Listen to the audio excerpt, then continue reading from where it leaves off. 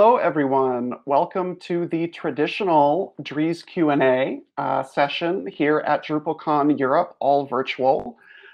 We are going to be doing a little bit of a dual Q&A, so we have both Dries and Heather here with us. Let me do some quick introductions to us as the moderators. So my name is Tim, and you may have seen me earlier in the initiatives keynotes and the Drupal.org keynotes. I'm the CTO at the Drupal Association. And I'll be helping with some of the questions today. I am joined by Ash. Will you introduce yourself real quickly? Hi, I'm Ash. I work with Dries on all of his presentations and build the Driesnote going on, I think it's 5 years now. So I'm awesome. The woman behind the screen, so to speak. Fantastic. So, and of course, Heather Rucker is the Executive Director of the Drupal Association, and Dries is the Drupal Project Founder and lead and the CTO of Acquia. And we're going to jump right into the Q&A process. So for all of you in the audience who have joined us, please use the Q&A feature to ask your questions. And we'll do our best to answer those as well. And I'll kick it off to Ash to bring out the first question. We'll start with something topical. Just curious what Heather and Dries have been up to staying busy at home over the last, I don't know, feels like decade, but last few months. Dries, go first. All right. I was going to let you go first. So yeah, go for it, Heather. I would love to say that I've taken this time to better myself as a human and do lots of important introspective, reflective things. But honestly, other than joining the sourdough starter movement and learning to bake my own bread, I haven't been that creative. Honestly, you know, it's been a mix of child being at home for school for the majority of the year and that's about to happen again since our numbers are going up where I live. So trying to manage work and school and kid and life. And it's been a little bit of a busy year for us at the association. We've had to tackle a few extra challenges. So it's been a lot of trying to figure out how not to work 24 hours a day when everyone's home. And you don't really get that kind of like, let me go leave and do an in-person meeting kind of thing or be able to shut the door. So it's been a lot of work-life balance and then making sure the team has work-life balance, but with fresh sourdough bread. Funny. I didn't know that. That's interesting. I love bread, so maybe one day I'll get to try one of your breads. For me, I mean, admittedly, I've been watching more Netflix than I should, but I've also been working out more than I usually do, which is the silver lining. So love to play tennis.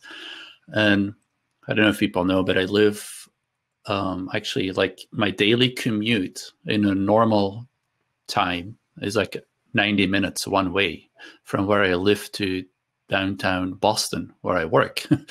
And so I've literally gotten 3 hours a day back just from working at home, which has been nice. And so those 3 hours have kind of gone to working more, unfortunately, watching TV more, but also working out more. So, and the working out part, I play tennis, has been really helpful, I think, to just get out of the house and, do something else. I think adapting to these changes has been certainly a challenge for all of us, but there's probably some things we can take away even once all of this is over.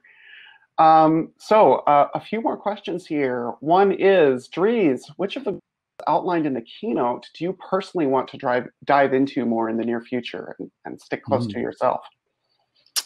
It's a good question. I mean, I'm a technologist at heart.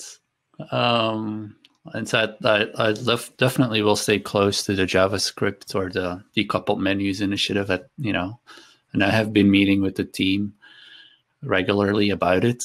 And we have a lot of things to resolve that I think also need my input because some of them have like significant impact on the project, let's say. So that's where I can help the most on blocking decisions. So that's one. I mean, obviously been working closely with Heather also on the action plan, the strategic plan. And I think a lot of these things, once we've made the plans, I think they'll be set in motion. And I don't think I need to be that closely involved other than just as a regular board member. But I think on the product side, on the technology side, that's where I tend to focus most of my personal time and effort. Awesome.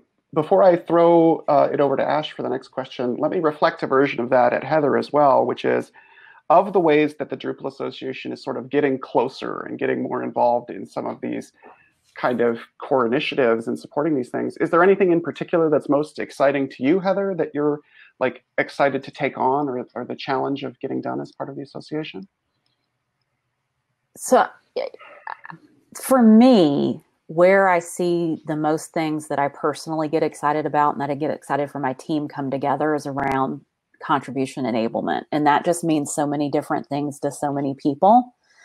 But where I get really inspired by the opportunity is where we get to layer in things like outreach beyond the Drupal bubble and better stewardship of the contribution experience and the ability to infuse diversity, equity, and inclusion in a really meaningful way that I think we cannot have the kind of contribution, innovation, and expansion we want without making diversity and inclusion very much a part of that strategy. And I think that it's going to help drive some of the conversations that we've had anecdotally and put things into play. So that's what I'm excited about. And then to layer onto that, Dries mentioned in the Driesnote, with my prior experience with volunteer systems, that's a piece I'm excited to get started with really quickly. How we can use some prior experience, not only of my own, but of other volunteer-run organizations where Drupal can learn lessons from those and apply those to our contribution framework. I've got a fun question, I believe directed for Dries. Do you still write code? And if so, what is your preferred language or framework outside of Drupal? Oh, come on, I was going to say Drupal. You know what? I do still write some code. I actually enjoy it. I miss writing more code too. And so before I answer the question, I will say, I love writing code and I wish I could do more of it, but I make a very conscious choice to, direct my available time to different things, meaning the things where I believe I can have a bigger impact than writing code. As much as I love writing code, it's not where I can have the biggest impact on the Drupal project. So I deprioritize writing code. On the one hand, that makes me a little sad, but on the other hand, it makes me feel good too, because again, as I explained in the keynote, I really enjoy focusing on sort of impact and where I can help the most. So I'm not too sad about it either. But, I dabble with a bunch of things. For example, I work on my own blog, which is obviously a Drupal site. And I wrote like a HTTP header and analyzer for my blog, or I added it to the projects page on my blog. That was fun. For some of the blog posts, I have to write some code, like the Who Sponsors Drupal Development blog post. I have to, wrote a bunch of scripts that analyze the data. I actually dabbled a little bit in iOS development too. Learning a little bit of Swift on the side. I don't know, just something different. Nothing. I'm not working on anything or something. I just to keep up to date with different technologies. So left and right, I do little things. Maybe one day I'll go back to writing more code, and I would enjoy that. At some point. Hey, Tim's got some work for you when you get bored and ready to jump back in. We got a backlog. We'll figure it out. I think I've seen it. It's long. There's a lot to do. Awesome. So let's see. I think the next question for you, Dries, that I saw here was related to Drupal 9 and Composer and sort of ease of adoption, right? So using Composer with Drupal, has historically meant command line access and being able to manage a product on the command line. Do you see that that could change with the Composer 2 improvements and other initiatives going on? Or, you know, what's your message for people concerned about the ease of onboarding Drupal with that requirement?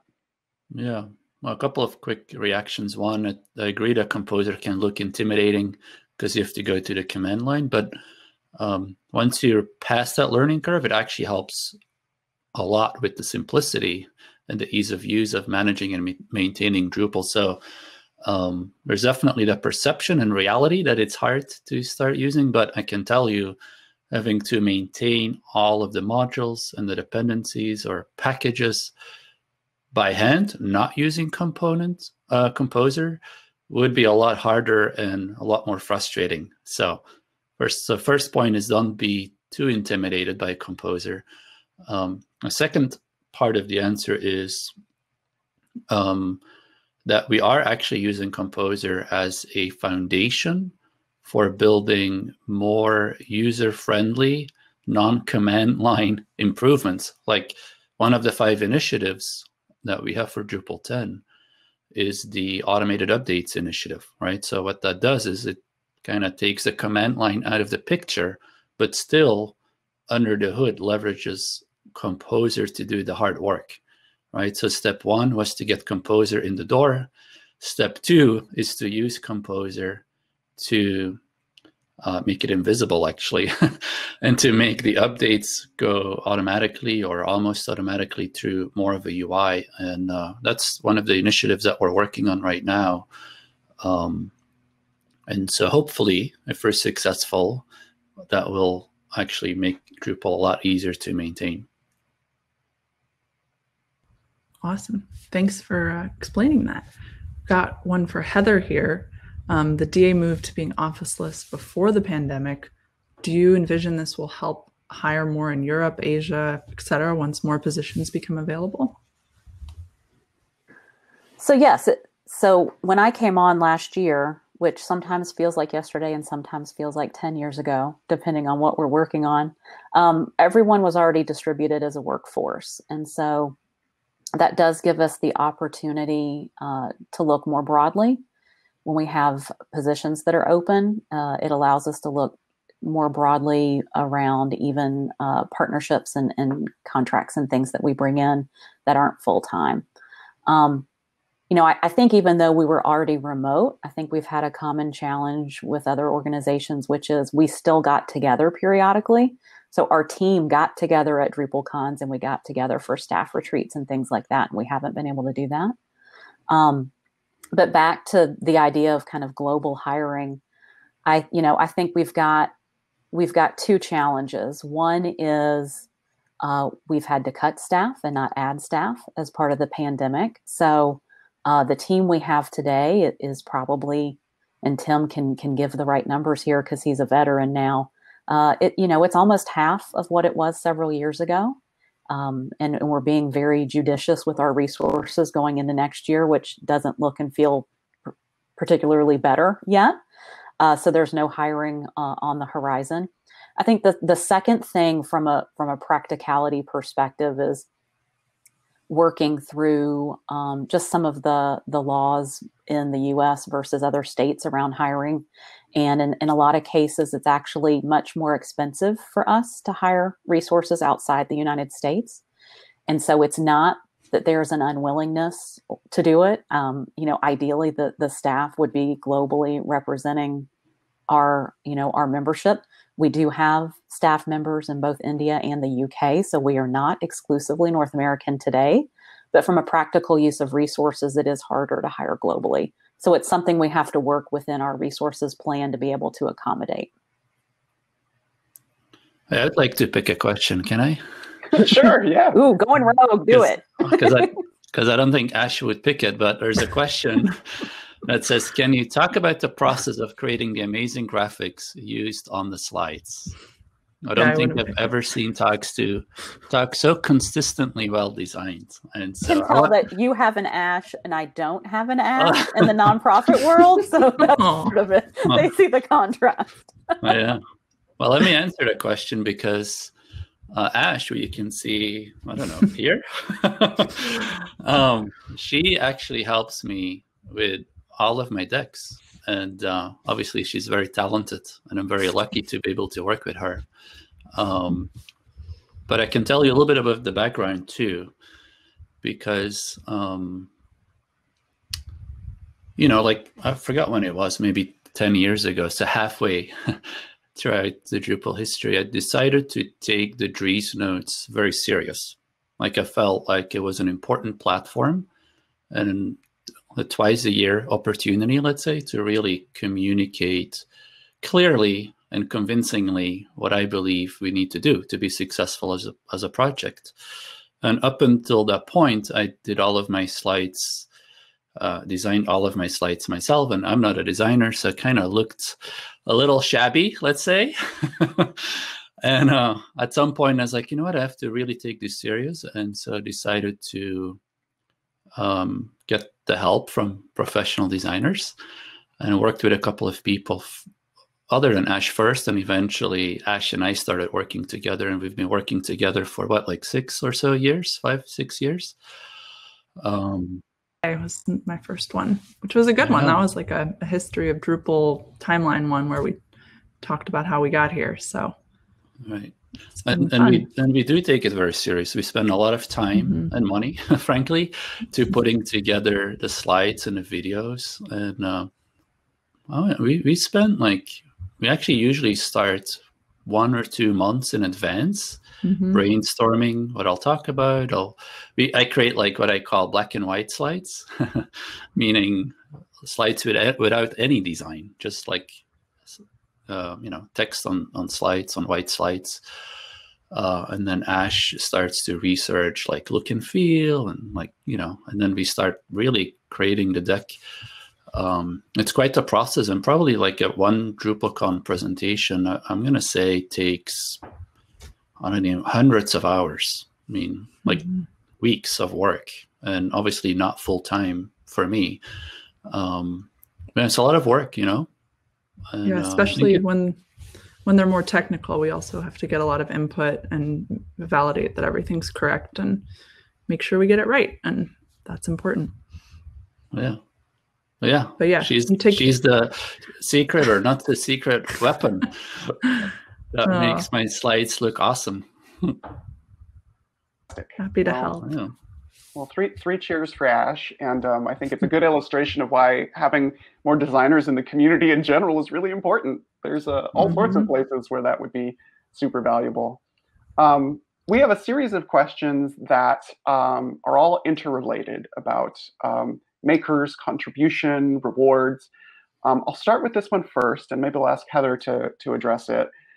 Interested to know what direction the reward the makers idea could take. Like what form could that actually be realized in? So let's start with you, Heather, and then get Dries' point of view as well. So there's some practical things we're going to do, like the Drupal Certified Partner Program, and that was born out of how do we reward the makers, from the idea that those that contribute the most to Drupal understand Drupal the best and make the best partners for end users that evaluate Drupal. So that was part of why that came together. The other piece to that program, which I think could potentially get lost in some of the communication, but is really important, is there's a component of it we're going to be working on, which has to do with mentoring contribution. So if you're an organization that doesn't yet qualify for that program, we're going to have mentoring and coaching opportunities available so that they can contribute more, right? So whatever those blockers are that they have, we can work through those and make that happen. When we talk about rewarding makers, it's not an unusual concept, even if you take it outside of open source, right? So if you go back to this idea of volunteer-run organizations, who do you highlight and give visibility and give leadership roles to and kind of work up the ladder of responsibility? It's your key volunteers. It's your volunteers that are highly integrated in your mission, that have proven that they can provide useful outcomes to the organization. So it's similar to that, right? We just call it something different and it has a different outcome for us. So I think that while there will be some very tactical things we do around the advocacy side and the agency and partner side, we do need to think about how do we consistently keep that message positive and not feel punitive, because what we don't want to do is then discourage people to want to become makers, right? So if the idea is we want to reward those that are, and so maybe that's part of our work around better organizational profiles and better visibility on Drupal.org. But it also is, again, back to that point of then we need more of them, right? Because the scale that Dries mentioned in the Driesnote doesn't happen if you take the same group of people and expand what they're doing. That scale only happens if we exponentially grow the number of people in that same playing field. And so that's going to take positive encouragement and coaching and a real framework and system around it to make sure that people want to go where we're going. And frankly, a lot of community input, right? Because we have our opinions about what that looks and feels like, and how there's the pieces the Drupal Association can affect, but there's pieces outside of that that are beyond our scope too. So I'm really interested to hear kind of some community view about how we support those objectives as well. Totally. I mean, I have a lot of thoughts on this because I literally spent months and months studying this topic, and I went really deep. I read, dozens of research papers, that kind of stuff. I can talk a little bit more about that in a second, but I think for me, rewarding makers, it's about driving business to them, put bluntly. And the idea is actually simple to understand, I think. So the idea is this, that every commercial project that is awarded to a maker, we can assume that a part of the profits, let's say, that company makes, the maker makes, will come back to Drupal. For example, if 1x Internet, just to name one Drupal shop, gets a project of $100,000, and I'm making up numbers, I don't know the actual numbers, but just as a concept, $5,000 will go back to Drupal. That could be in different shapes, could be a sponsorship, could be code contributions, right? So for every $100 that goes to a maker, $5 goes into making Drupal better. Now, this in contrast with giving business to a taker, $0 goes back to Drupal, right? So it's in our best interest to drive all of the business to makers, as well as Heather says, converting takers to makers, right? Like we want to have a lot of makers. And so it's the belief that open source projects like Drupal will grow faster when you funnel commercial work to makers. And in fact, actively try and take it away from takers because there's no return on giving, or very little return. There's always a return to somebody using Drupal, so I shouldn't say never, but and so that's really the idea. And so if you then ask the question, what do makers want, or what do we want makers to want? It's basically leads and business, right? So that's a very simple explanation, but it's how we maximize the contribution to Drupal, in my opinion. And as I mentioned in the beginning of my sort of long-winded answer, I did a lot of research on this, and I spent like a month or so writing a blog post.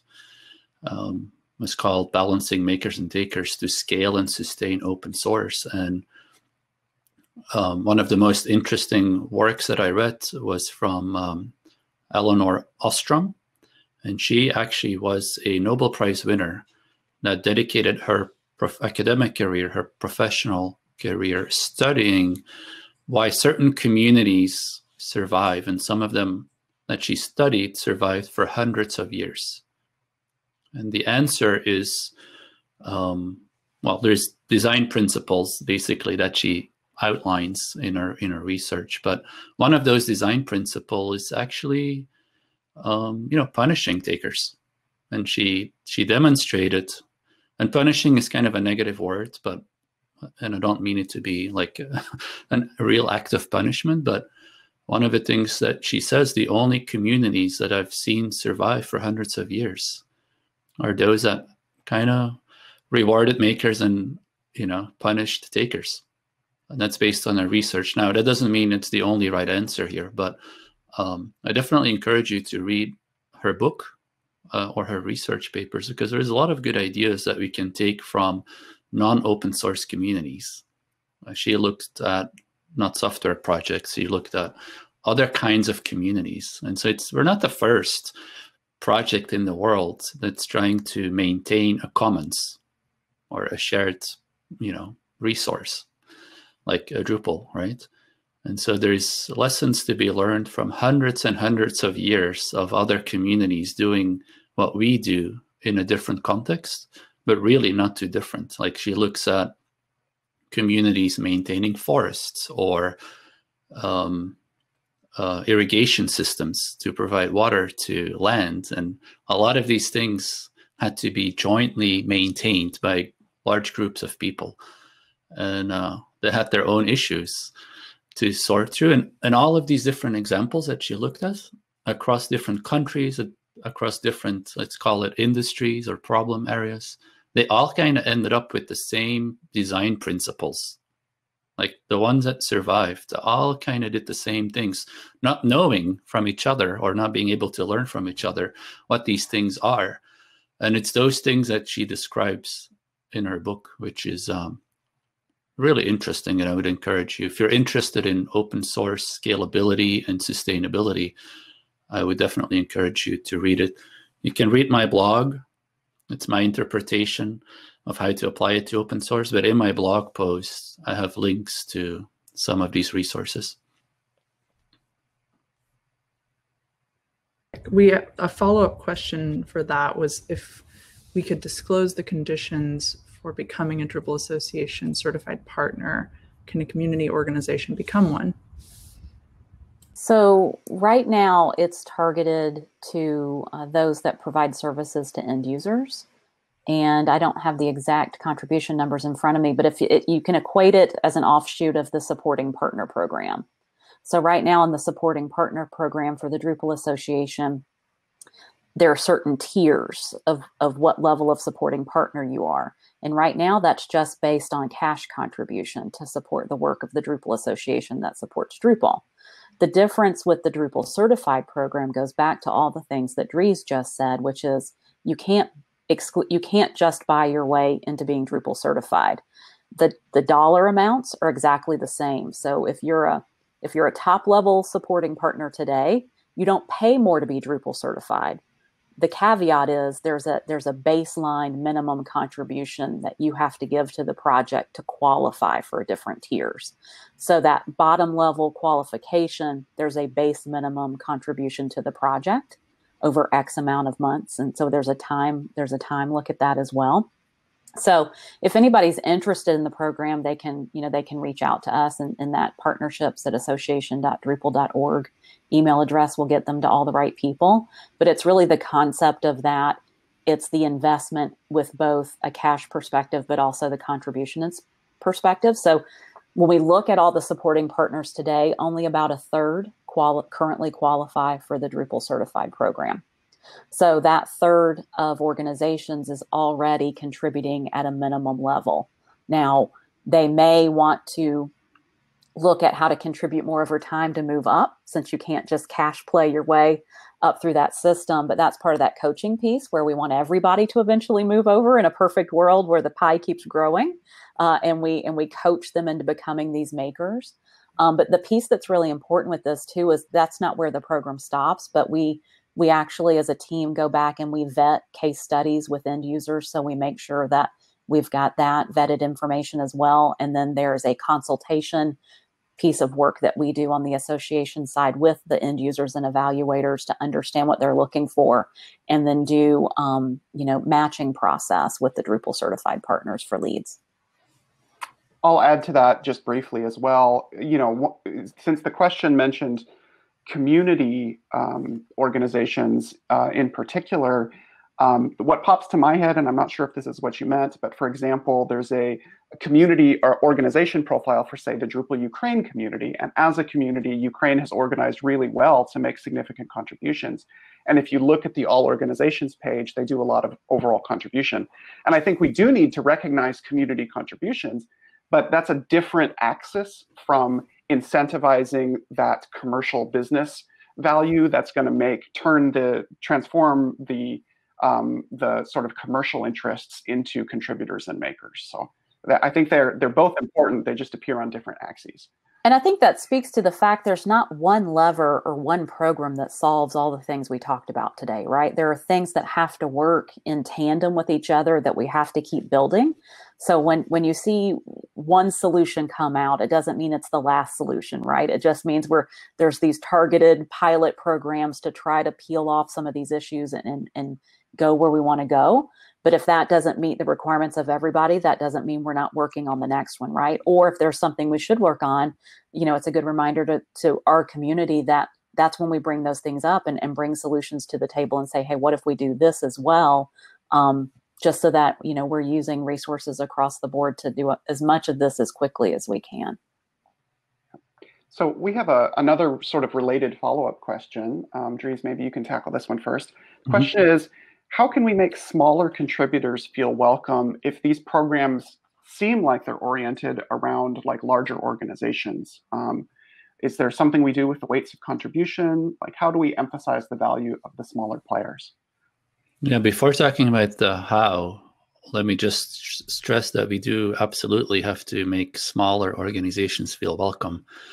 And I think whatever we do in terms of the algorithm, let's call it, for figuring out the rewards, I think it's important to recognize that not all organizations might be able to give or might be able to give as much as other organizations. And so that needs to be part of the algorithm, and we need to recognize that a small organization, I mean, that's the most obvious example, is a small organization might not be able to give as much as a large organization. And that should be part of it, because the small organizations are really important for Drupal. So we should reward those as well. And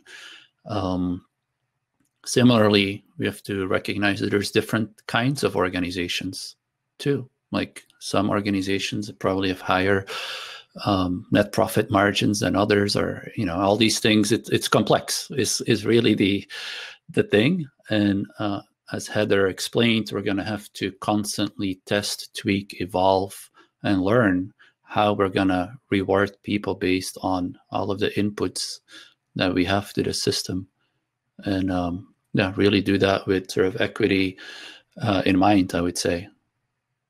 And it's hard for me to answer the how, Miro, because weighting is a great suggestion. I think that's definitely part of it, but there might be a lot of other pieces to making sure that small organizations, are successful. And if you saw my blog post about who sponsors Drupal development, I posted that like a couple of months ago, I think, or a month ago. But in there, it's very clear that Drupal success really depends on these smaller organizations. And when I say smaller, I mean less than 50 people. I don't know, for some people that's large, but I mean the Drupal's contributions really come from these smaller specialty Drupal shops that have awesome Drupal talent, and they've dedicated their whole business to Drupal often. And so these are the businesses that the Drupal Association needs to support first and foremost, because those are the ones that contribute the most in aggregate. So we should definitely worry about these more than anything else. And I think one of the things that we have to keep in mind is what are the different ways people can contribute, and that doesn't necessarily mean the same thing to every organization, and based on their scale, it could be different.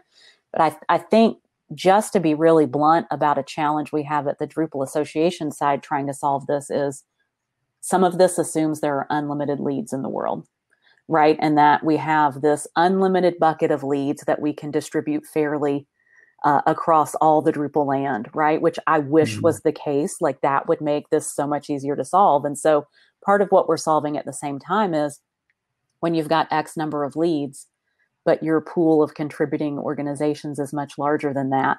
It's also the balancing of not only the weighted contributions, but trying to solve the problem of then how do you take a finite resource and distribute that equitably across your community. And so I say that just to be perfectly honest with everybody about part of the challenge in solving this. It's not that we're not thinking about it. It's just it's a big thing to try to figure out. And so it's part of the Drupal economics that we constantly try to work with and figure out how to make work from a sustainability perspective. No, definitely. It's complicated, and especially this year, just every abilities, as Dries mentioned, are different and changing all the time.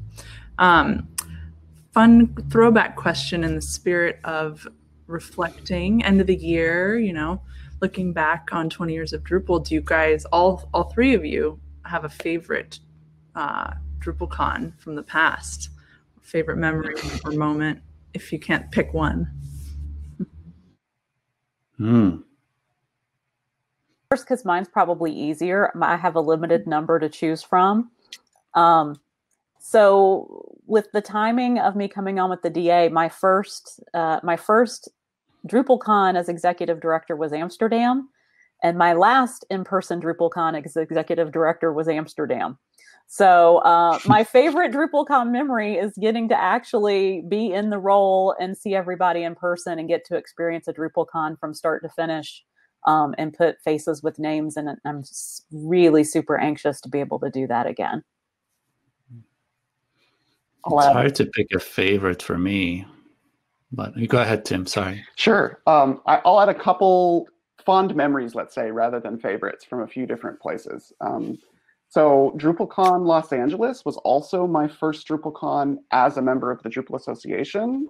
So I had just joined the engineering team then, and I got to experience the Drupal community from the perspective of the association as people who like serve the community and try and build the tools that help the community. So that was just a really impactful experience in setting the stage for what the last 6 years have been for me. And then DrupalCon Seattle was very interesting for me because I was in the interim role as executive director, so I was seeing the parts of the behind-the-scenes conversation with project leadership and with how the events were run and everything we do, getting up on the keynote main stage, and all of that. That was again just a perspective inflection point, changing moment for me.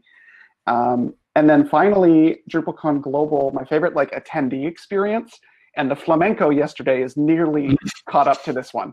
But my favorite other experience was the presentation by the Penguin Corps, who the kids who worked on setting up Linux on machines and donating them to their local schools and people who needed them and things like that, and who came to DrupalCon Global to present about this and about getting involved in technology in schools.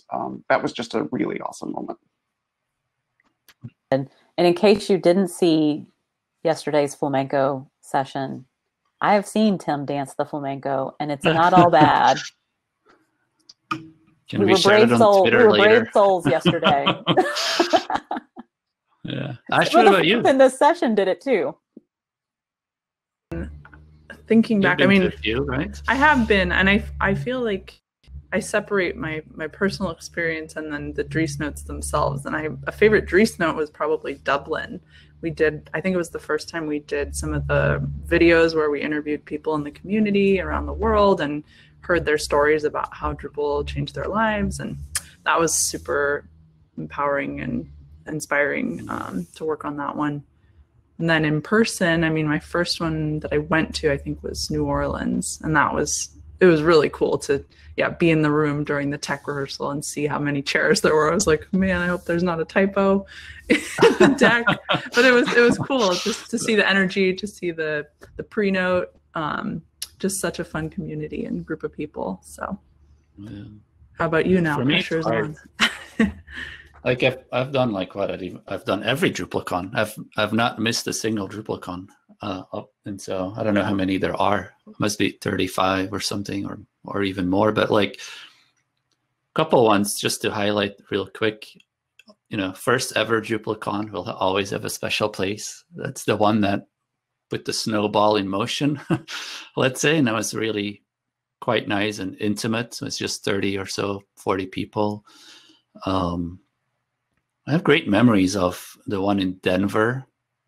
We actually were able to do some skiing, which was kind of awesome.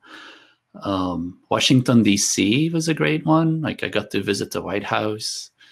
The one in San Francisco was awesome. It's like I literally had goosebumps on stage when I saw the room and how many people there were. And just the one in India was incredible. Wow, the people were so nice, and the energy and the vibe in the room was crazy. Szeged was a fun one too in Europe. It's a long time ago, but we had so much fun. Even at night, like I remember, Szeged is this little, I don't know if it's a little, it was a smaller city. There weren't a lot of large bars, so we went to this bar, and like I think we emptied all of the alcohol was gone like in 30 minutes, and then we had to go to the next bar, and then literally 30 minutes later they were out of alcohol, and so it was like this. We were too large for the town. But it was fun. It had a special dynamic. Chicago was cool. We had I think we rented the whole Sheraton building. It was just so many cool DrupalCons. I don't know. It's hard to pick one. I really like Barcelona. So I was really looking forward to this one being in person, because I love Barcelona and the people in Spain. So anyway, I can pick one. We'll try not to make you ask questions that make you pick your favorite child. Here's another. We have only 3 minutes left, so we're sort of wrapping up. So let me ask a more general question. There's a very specific question about some JavaScript stuff that I think might be good to direct to the whole initiative team.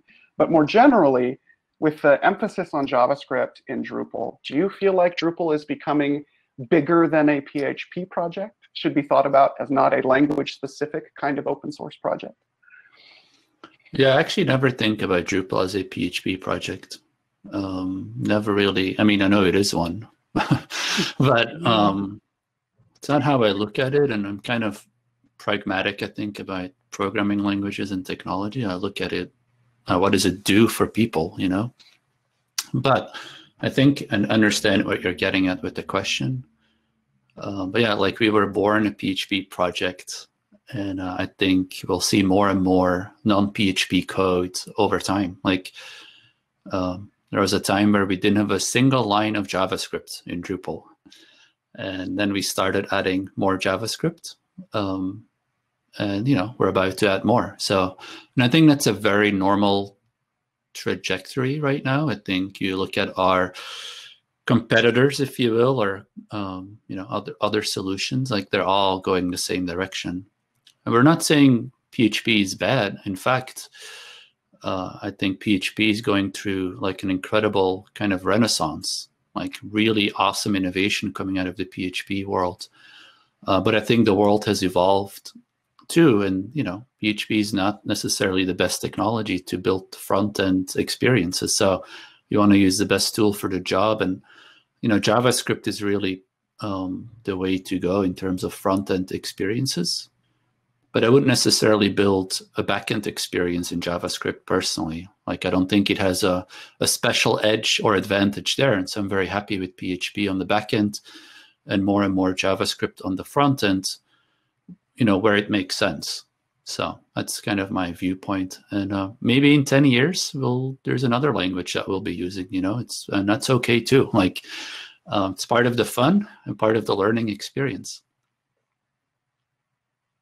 A good answer. And it was transformative for me to make that realization during the course of these recent conversations about the decoupled menus initiative, that our tendency to think about a project in terms of this sort of foundational language doesn't necessarily apply in modern open source projects, and especially in Drupal, where there's already non-PHP components, right? We've already talked about the jQuery integration that's been there forever and things like that. So, Ash. Yeah, we've got one. I think you've had this question before in your life. If you were to build Drupal today, would you build it in PHP? Would I build it in PHP? I don't regret PHP at all. Like, I think actually PHP is why Drupal is so successful, because it's so accessible, meaning everybody can use it. You don't have to, compile it. You don't have to have expensive hosting necessarily. Like, the accessibility and the ease of use of PHP has been critical to Drupal's success. So I would absolutely do it in PHP again.